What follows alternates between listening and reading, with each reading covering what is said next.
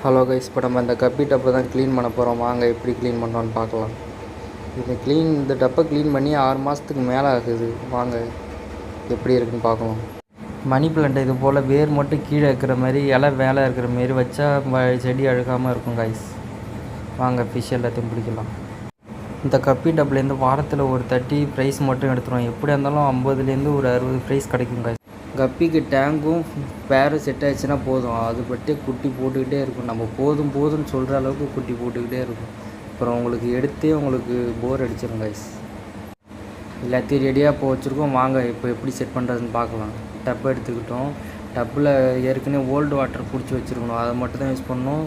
Fresh water use பண்ணவே கூடாது. Old water தான் யூஸ் பண்ணணும். நான் இதை பிடிச்சி ஒரு 1 மந்த்துக்கு மேலே வச்சுருக்கேன். நான் எப்போவுமே என்கிட்ட ஒரு ஓல்டு ஸ்டாக் வாட்டர் எப்போதும் இருந்துக்கிட்டே இருக்கும் கைஸ். அதுதான் இப்போ ஊற்றிட்டுருக்கு.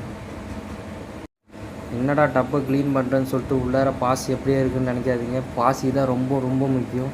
கப்பியை பொறுத்தளவுக்கு இந்த பாசி தான் ரொம்ப முக்கியம். புதுசாக போடுற ஃப்ரைஸ்லாம் நம்ம போடுற பெல்லட் ஃபுட்டோட இந்த பாசியை தான் ரொம்ப விரும்பி சாப்பிடணும். அதனால தான் இந்த பாசியை க்ளீன் பண்ணாமல் வச்சுருங்க. உங்களுக்கு ஃபிஷ் ரிலேட்டடாக ஏதாச்சும் டவுட் இருந்ததுன்னா என் சேனலை சப்ஸ்கிரைப் பண்ணி வச்சுக்கோங்க. நான் நிறைய வீடியோ போட்டிருக்கேன். அதை பார்த்து தெரிஞ்சுக்கோங்க ஃபிஷ் எப்படி வளர்க்கணும். மேலே இருக்கிற டக் வீடெலாம் எங்கள் ஊர் குளத்துலேருந்து கலெக்ட் பண்ணது. இப்போ பார்த்தீங்களா மணி பிளான்ட் எப்படி இருக்குன்னு. மணி பிளான்ட்டோட இலைலாம் மேலே இருக்கணும், வேர் மட்டும்தான் கீழே இருக்கணும். ஏன்னா இலை கீழே இருந்ததுன்னா அழுகி போயிடும். தண்ணியில் பட்டு இருந்ததுன்னா இலை அழுகிடும். அதனால தான் சொல்கிறேன். வாங்க ஃபிஷ்ஷை பிடிச்சி டப்பில் விடலாம். பிடிக்க முடியல, ஓடிக்கிட்டே இருக்குது. இது எல்லாமே ஃபேன்சி கப்பீஸ் தான் கைஸ். இம்போர்ட்டட் கப்பீஸ்லாம் தனியாக இருக்குது.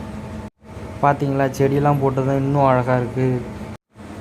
மீன் இப்போ குட்டி போட்டுச்சுன்னா எல்லா குட்டியும் அந்த செடிக்கு நடுவில் பூந்துக்கும் கைஸ்.